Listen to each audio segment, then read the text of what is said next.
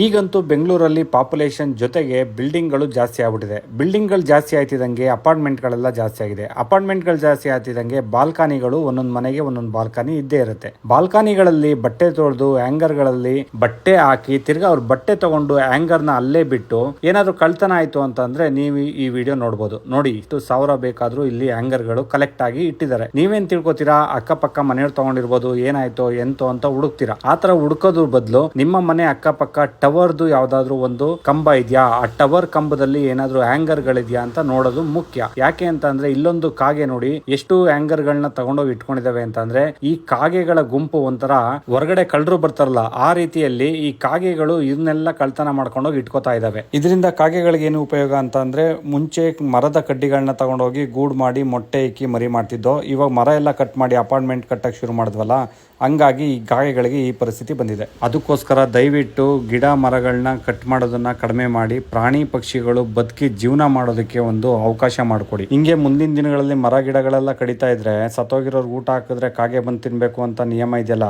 ಅವಾಗ ಕಾಗೆಗಳನ್ನ ಬೇರೆ ಊರುಗಳಿಂದ ರಾಜ್ಯಗಳಿಂದ ದುಡ್ಡು ಕೊಟ್ಟು ಕರೆಸ್ಬೇಕಾಗತ್ತೆ ಅಂತ ಪರಿಸ್ಥಿತಿ ಬರುತ್ತೆ.